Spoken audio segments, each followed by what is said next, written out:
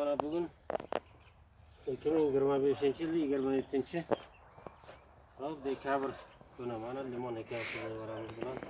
Mana qarasa men senga o'rgatayin. Hop mana xanjni 50 cm eniga 50 cm chuqurga kavladik.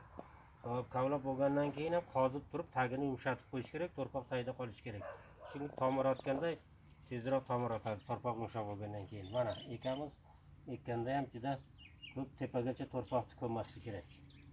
Mana hozir ana bu limonimiz nasib bo'lsa bu yil gullaydi.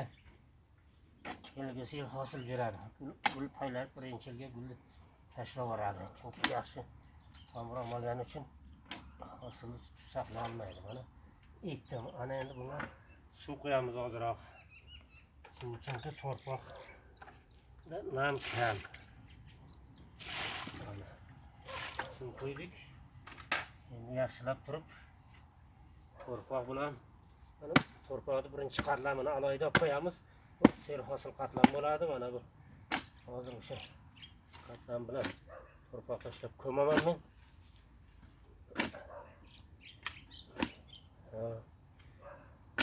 Ekib bo'lganimizdan keyin bunga shakl beramizda.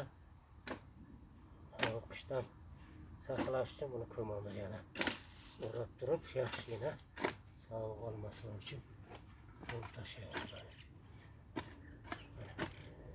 Ana endi buni atrofini yaxshilabgina rambovka qilamiz boshqalar.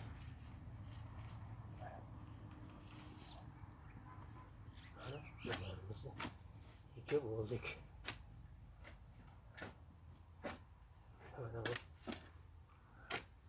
torpaqni yaratib taglaymiz. Ragiga. Mana bugun hisobiga hozir 15 ta limon ekishimiz kerak mana shu qatoriga. Hozir